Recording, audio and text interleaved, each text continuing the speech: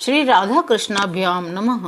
भगवान श्री कृष्ण की कथाओं का आश्रय करने वाले भक्तजनों, मैं संध्या रानी महात्मा वेद व्यास जी और गुरुजनों की आज्ञा से श्रीमद् भागवत महापुराण के चतुर्थ स्कंद के 13वें अध्याय को आरंभ करती हूँ।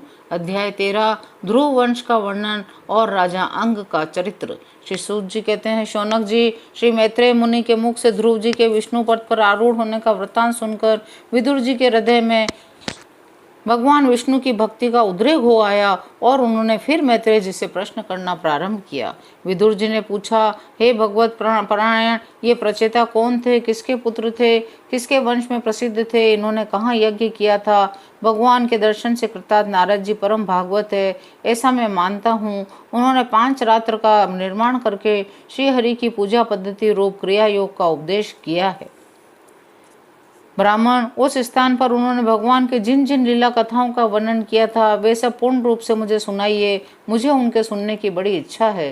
श्री मैत्रेय जी ने कहा, विदुर जी, महाराज ध्रुव के वन में चले जाने पर उनके पुत्र उत्कल ने अपने पिता के सार्वभौम वैभव और राज्य सिंहासन को अस्वीकार कर दिया। वह जन्म से ही शांतचित्त, आसक्ति शून्य और समदर्शी था। संपूर्ण लोकों को अपनी आत्मा में और अपनी आत्मा को संपूर्ण लोकों में स्थित देखता था। वह अज्ञानियों को रास्ते आदि साधारण स्थानों में बिना लपट की आग के समान मूर्ख, अंधा, बहरा, पागल अथवा गूंगा सा प्रतीत होता था, जबकि वास्तव में ऐसा था नहीं। इसलिए कुल के बड़े बूढ़े और मंत्रियों ने उसे मूर्ख और पागल समझकर उसके छोटे भाई ब्रह्मी पुत्र वत्सर को राजा बना दिया। वत्सर की प्रेयसी भार्या स्वर्वविथि के गर्भ से पुष्पार्ण, तिग्म, केतु, ईश, ऊर्ज, वसु और जय नाम के ये 6 पुत्र हुए। पुष्पार्ण के प्रभा और दोषा नाम की 2 स्त्रियां थी। प्रभा के प्रातः, मध्याह्न और सायं ये 3 पुत्र हुए। दोषा के प्रदोष, निशित और व्युष्ट ये 3 पुत्र हुए। व्यष्ट ने अपनी भार्या पुष्करणी से सर्व तेजा नाम का पुत्र उत्पन्न किया। सर्व तेजा की पत्नी आकुति से चक्षु नामक पुत्र हुआ। चाक्षुक मनवंतर में वही मनु हुआ। चक्षु मनु की स्त्री नड़वला से पुरु, कुत्स, ऋत, द्युम्न, सत्यवान, कृत, व्रत, अग्निहोष्ट, अतिरात्र, प्रद्युम्न, शिबी और उल्मुख ये 12 सत्वगुणी बालक उत्पन्न हुए। उल्मुख ने अपनी पत्नी पुष्करणी से अंग, सुमना, ख्याति, क्रतु, अंगिरा, गय ये 6 उत्तम पुत्र उत्पन्न किए। अंग की पत्नी सुनीता ने क्रूर कर्मा वेन को जन्म दिया। विदुर जी ने पूछा, महाराज, अंग तो बड़े शील संपन्न, साधु स्वभाव, ब्राह्मण भक्त महात्मा थे। उनके वेन जैसा दुष्ट पुत्र कैसे हुआ, जिसके कारण दुखी होकर उन्हें नगर छोड़ना पड़ा? ब्राह्मण, आप भूत भविष्य की बातें जानने वालों में सर्वश्रेष्ठ है, इसलिए आप मुझे सुनीता के पुत्र वैन की सब करतूतें सुनाइए।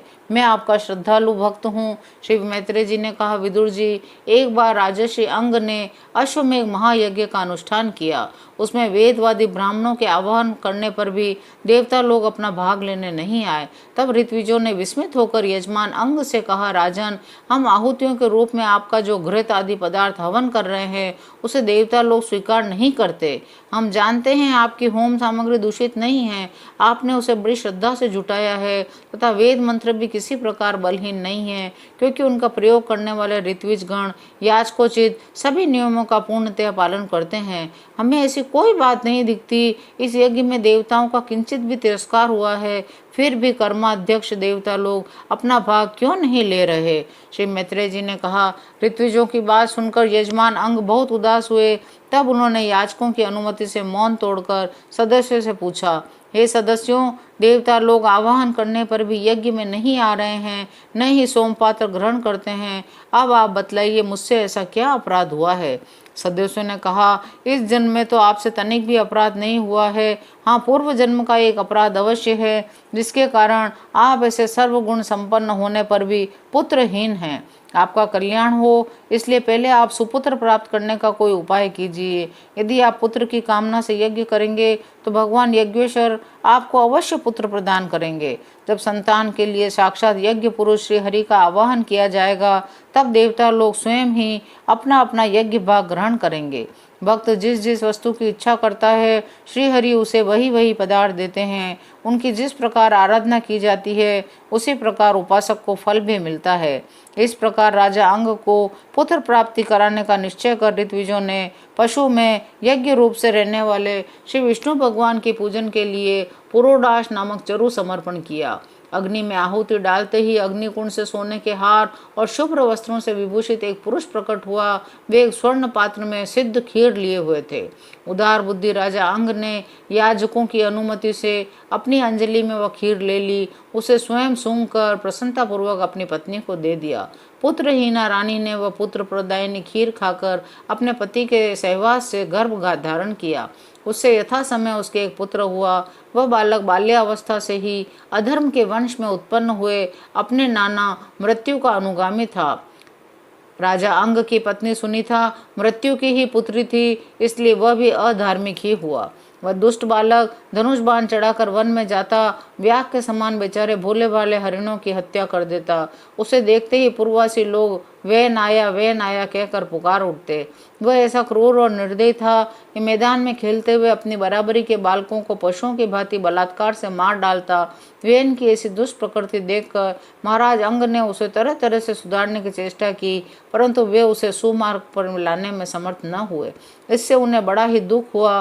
वे मन ही मन कहने लगे, जिन गृहस्थों के पुत्र नहीं हैं उन्होंने अवश्य ही पूर्व जन्म में श्रीहरि की आराधना की होगी। इसी से उन्हें कुपोत की करतूतों से होने वाले असह्य क्लेश नहीं सहने पड़ते। जिसकी करने से माता पिता का सारा सुयश मिट्टी में मिल जाए, उन्हें अधर्म का भागी होना पड़े, सबसे विरोध हो जाए, कभी न छूटने वाली चिंता मोल लेनी पड़े और घर भी दुखदायी हो जाए, ऐसी नाम मात्र की संतान के लिए कौन समझदार पुरुष ललचावेगा। वह तो आत्मा के लिए एक प्रकार का मोहमय बंधन ही है। मैं तो सपूत की अपेक्षा कुपूत को ही अच्छा समझता हूँ, क्योंकि सपूत तो छोड़ने में बड़ा क्लेश होता है, कुपूत घर को नरक बना देता है, इसलिए उससे सहज ही छुटकारा हो जाता है। इस प्रकार सोचते सोचते महाराज अंग को रात में नींद नहीं आई। उनका चित्त गृहस्थी से विरक्त हो गया। वे आधी रात के समय बिछोने से उठे। इस समय वैन की माता नींद में बेसुध पड़ी थी। राजा ने सबका मोह छोड़ दिया। उसी समय किसी को भी मालूम न हो, इस प्रकार चुपचाप उस महान ऐश्वर्य से भरे राजमहल से निकलकर वन को चल दिए। महाराज विरक्त होकर घर से निकल गए हैं, यह जानकर सभी प्रजाजन, पुरोहित, मंत्री, सूरतगण आदि अत्यंत शोकाकुल होकर पृथ्वी पर उनकी खोज करने लगे। ठीक वैसे ही जैसे योग का यथार्थ रहस्य न जानने वाले पुरुष अपने हृदय में छिपे हुए भगवान को बाहर खोजते हैं। जब उन्हें अपने स्वामी का कहीं पता न लगा, तब वे निराश होकर नगर में लौट आए। वहां जो मुनिजन एकत्रित हुए थे, उन्हें यथावत प्रणाम करके उन्होंने आंखों में आंसू भरकर महाराज के न मिलने का वृतांत सुनाया। 13वां अध्याय यहीं विराम लेता है। शेष अगले अंक में। जय श्री कृष्ण।